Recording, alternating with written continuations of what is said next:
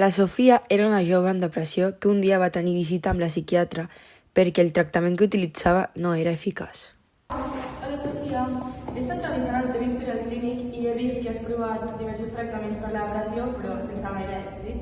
Aleshores vinc a proposar-te un nou que és participar en un assaig clínic. Vale, doncs sí, m'agradaria perquè fins ara no m'ha funcionat ningú i què farien aquests tractaments? Vale, entenc que tens certesa, però primer anem a parlar una mica sobre el que passa al teu cervell. La depressió afecta la manera com es comuniquen les nostres neurones, especialment els neurotransmissors de la serotonina i la dopamina, i això provoca un desequilibri. A més, també afecta a la comunicació en el còrtex prefrontal, i això el que fa és que tinguis un desequilibri en la teva motivació o en les teves emocions. O sigui, estàs dient que les meves emocions i els meus sentiments i pensaments és com que estan desequilibrats, no funciona, no ho entenc. Exactament. Vale, aleshores, doncs m'ho he de pensar a veure si vull o no i ja et diré. Vale, doncs si al final tries que sí, rebràs un correu conforme has estat escollida. Aleshores, els assaigs clínics es divideixen en diverses fases. A la fase 1, l'objectiu principal és assegurar-nos que el tractament experimental no causi efectes secundaris greus. Aquí, un grup petit de pacients rep el medicament en dosis controlades i es monitoritzen possibles reaccions adverses. Són moltes persones en aquesta fase?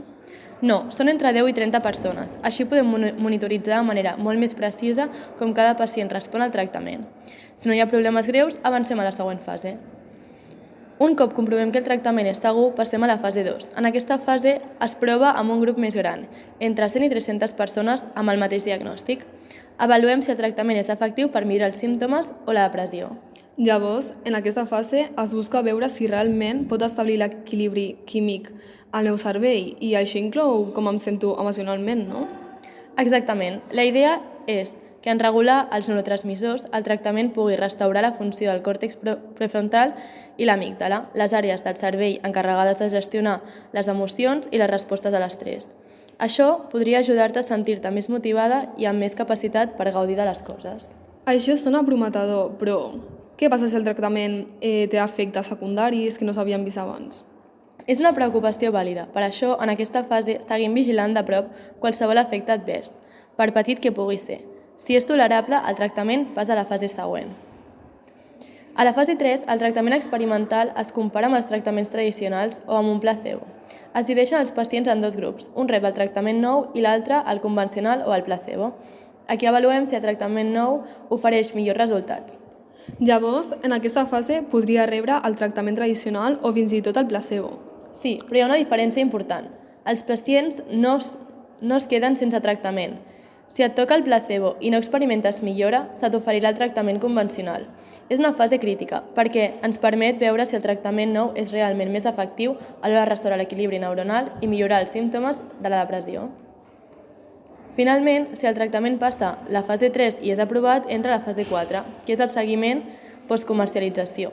Això vol dir que el tractament ja està disponible, però es continua monitoritzant en un grup més gran persones per detectar possibles efectes secundaris, rars o problemes a llarg termini.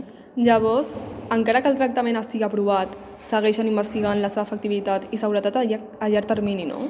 Exactament. Cada fase de l'assaig està dissenyada per garantir que el tractament sigui tan segur i efectiu com possible abans d'estar disponible per a tothom.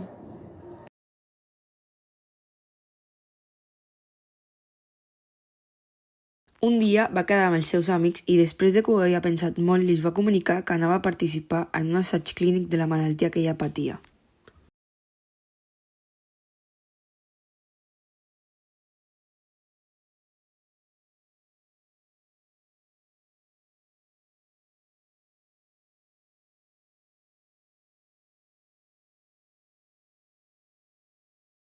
Com s'ha acabat l'assaig clínic, et dono un sobre on es veu si està rebent placebo o el medicament que toca. Aleshores pots obrir-lo quan vulguis. Vale, obriré a casa segurament. La Sofia havia estat rebent el nou medicament i amb els mesos el seu estat d'ànim va millorar considerablement.